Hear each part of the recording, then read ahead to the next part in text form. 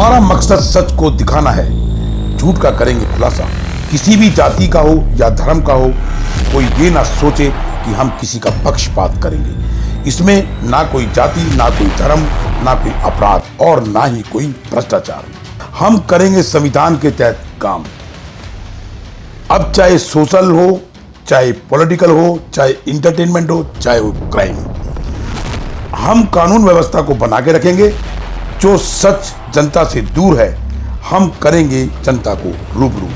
सच के प्रतीक inspection media group के तहत और बच्चों पे हो रहा भ्रष्टाचार और अत्याचार, उसका भी हम निकालेंगे खोज और उसके ऊपर करेंगे कानूनी कार्रवाई। संविधान के तहत ही काम करेंगे।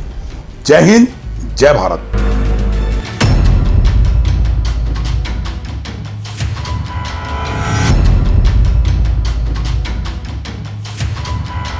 सबके लिए समान, सबके लिए बराबर। आजादी के महज 28 साल बाद ही देश को तत्कालीन प्रधानमंत्री इंदिरा गांधी के फैसले के कारण आपातकाल के दंश से गुजरना पड़ा, जिसे देश का काला अध्याय भी कहा जाता है। 25-26 जून की रात को आपातकाल के आदेश पर राष्ट्रपति फखरुद्दीन अली अहमद के दस्तखत के साथ देश में आपातकाल लागू हो गया। अगली सुबह समूचे देश ने रेडियो पर इंदिरा गांधी की आवाज में संदेश सुना कि भाइयों और बहनों, राष्ट्रपति जी ने आपातकाल की घोषणा की है, लेकिन इससे सामान्य लोगों को डरने की जरूरत नहीं है। दिल्ली के रामलीला मैदान में हुई 25 जून की रैली की खबर पूरे देश में न फैल सके, इसके लिए दिल्ली के बहादुर शाह जफर मार्ग पर स्थित अखबारों के दफ्तरों की बिजली रात में ही काट दी गई।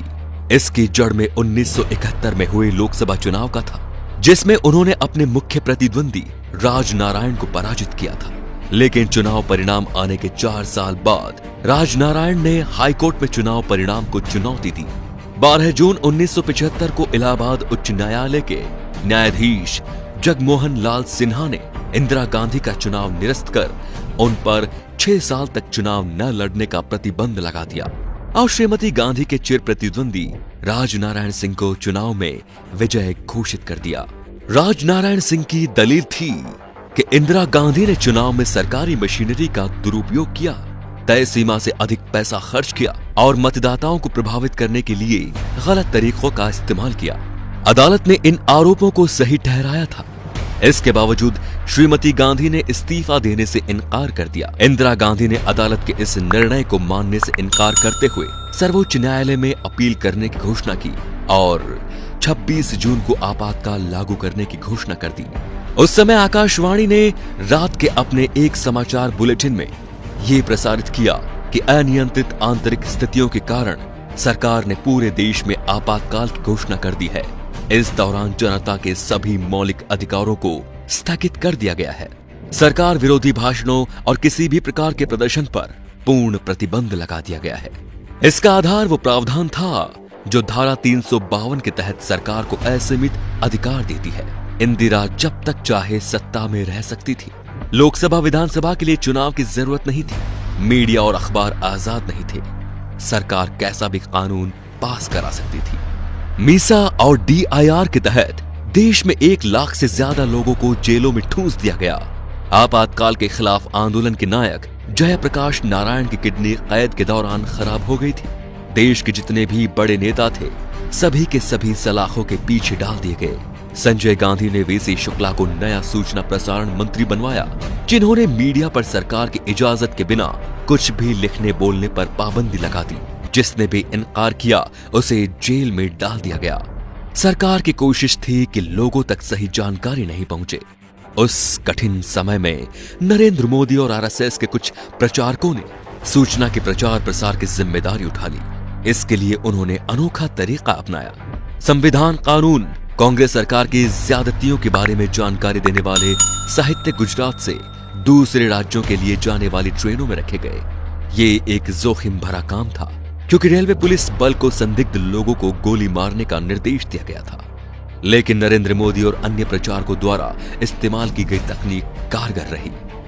एक तरफ देश भर में सरकार के खिलाफ बोलने वालों पर जुल्म हो रहा था, तो दूसरी तरफ संजय गांधी ने देश को आगे बढ़ाने के नाम पर 5 सूत्रीय एजेंडे परिवार नियोजन, दहेज प्रथा का खात्मा, वयस्क शिक्षा, पेड़ लगाना, जाति प्रथा उन्मूलन पर काम करना शुरू कर दिया था। कहा जाता है कि लोगों की जबरदस्ती नसबंदी कराई गई। 19 महीने के दौरान देश भर में करीब 83 लाख लोगों की जबरदस्ती नसबंदी करा दी गई। कहा तो यह भी जाता है कि पुलिस बल गांव के गांव घेर लेते थे और पुरुषों को पकड़कर उनकी नसबंदी करा दी जाती थी। एक बार इंदिरा गांधी ने कहा था कि आपातकाल लगने पर विरोध में कुत्ते भी नहीं भौंके थे, लेकिन 19 महीनों में उन्हें गलती और लोगों के गुस्से का एहसास हो गया। 18 जनवरी 1977 को उन्होंने अचानक ही मार्च में लोकसभा चुनाव कराने का ऐलान कर दिया। 16 मार्च को हुए चुनाव में इंदिरा और संजय दोनों ही हार गए। 21 मार्च को आपातकाल खत्म हो गया, लेकिन अपने पीछे लोकतंत्र का सबसे बड़ा सबक छोड़ गया। तो दोस्तों, इंदिरा गांधी ने अपना राजनीतिक करियर बचाने के लिए इस आपातकाल की घोषणा की। इस आपातकाल का कदम क्या सही था? क्या लोकतंत्र का चौथा स्तंभ कहे जाने वाली मीडिया को जेल में डालना सही था? इन सारे सवालों को लेके आपकी क्या राय है, कमेंट बॉक्स में जरूर बताएं।